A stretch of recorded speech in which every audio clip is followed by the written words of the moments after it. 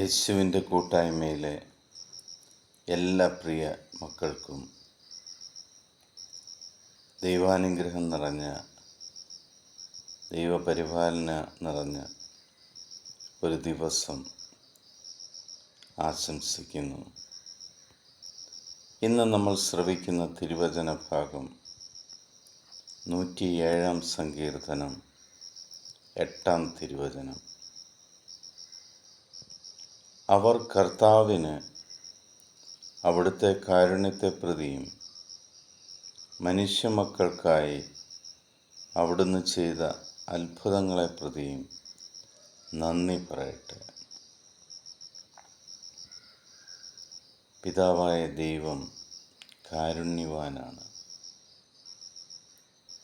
നിങ്ങളുടെ കയ്യിൽ ഇന്ന് എന്തെല്ലാമുണ്ടോ, നിങ്ങൾക്കെന്ത് കഴിവുകളുണ്ടോ,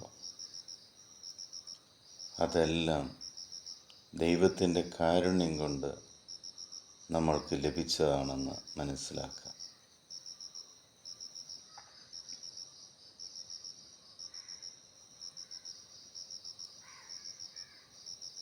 ദൈവസന്നിധിയിൽ നിങ്ങൾ വലിയവനാണെങ്കിൽ, ഈ ലോകത്തിൽ നിങ്ങൾ വലിയ ബഹുമാന്യനാണെങ്കിൽ, നിങ്ങളിൽ നിന്ന് ദൈവവും വലിയ കാര്യങ്ങൾ ആവശ്യപ്പെടും. കാരണം ദൈവത്തിൻ്റെ കാരുണ്യം അത് നിങ്ങളുടെ മേൽ സമൃദ്ധമായിട്ടുള്ളത് കൊണ്ടാണ് നിങ്ങളിപ്പോഴായിരിക്കുന്ന അവസ്ഥയിൽ നിങ്ങൾ കഴിയുന്നത്. അതോടൊപ്പം തന്നെ ദൈവം നിങ്ങൾക്ക് സമൃദ്ധമായ അത്ഭുതങ്ങൾ ചെയ്തുകൊണ്ടിരിക്കുന്നതിന് ദൈവത്തിന് എപ്പോഴും നന്ദി പറയണം. ഓരോ നിമിഷവും കഴിയും തോറും ആ നിമിഷം നമ്മളെ പരിപാലിച്ച കർത്താവിന് നന്ദി പറയണം. ഇപ്പോൾ നമ്മൾ ജീവനോടെ ഇരിക്കുന്നതിന് ദൈവത്തിന് നന്ദി പറയണം. കാരണം ഇപ്പോൾ നമ്മളായിരിക്കുന്നത് ദൈവകരുണ കൊണ്ടാണ്. 107 സങ്കീർത്തനത്തിൽ ഈ തിരുവചനം വീണ്ടും വീണ്ടും ആവർത്തിച്ച് 3 പ്രാവശ്യം പറയുമ്പോൾ അത് ചെയ്യേണ്ട കാര്യം തന്നെയാണ് എന്ന് നമ്മൾ പൂർണ്ണമായിട്ട് മനസ്സിലാക്കുക. ദൈവത്തിൻ്റെ കാരുണ്യത്തെ പ്രതിയും മനുഷ്യമക്കൾക്കായി അവിടുന്ന് ചെയ്ത അത്ഭുതങ്ങളെ പ്രതിയും നമ്മൾ നന്ദി പറയണം.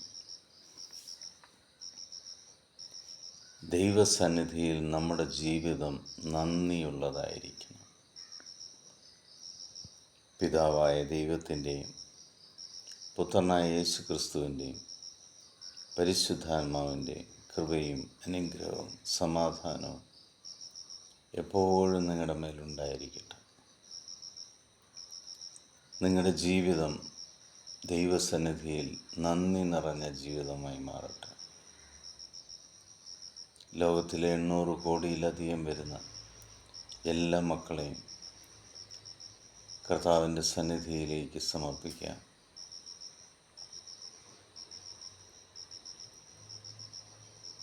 അത്ഭുതങ്ങളാലും അടയാളങ്ങളാലും ദൈവം അവരെ എല്ലാവരെയും തൻ്റേതാക്കി മാറ്റട്ടെ. ലോകസമാധാനത്തിന് വേണ്ടി പ്രാർത്ഥിക്കാം. യുദ്ധങ്ങൾ ഒഴിവാകാൻ വേണ്ടി പ്രാർത്ഥിക്കാം. യുദ്ധക്കെടുതിയിൽ ദുരിതമനുഭവിക്കുന്ന എല്ലാ മക്കൾക്കു വേണ്ടിയും പ്രാർത്ഥിക്കാം. ലോക നേതാക്കൾ, രാഷ്ട്രത്തലവന്മാർ വിവേകത്തോടെ തീരുമാനങ്ങൾ എടുക്കുവാൻ വേണ്ടി പ്രാർത്ഥിക്കാം. നമ്മുടെ രക്ഷകനും നാഥനും ദൈവവുമായ സമാധാനപ്രിയനായ യേശു ക്രിസ്തുവിൻ്റെ സമാധാനം നിങ്ങൾക്ക് ഞാൻ പങ്കുവയ്ക്കുന്നു. ഈശോ മിശിഹായ്ക്ക് സ്തുതിയായിരിക്കട്ടെ.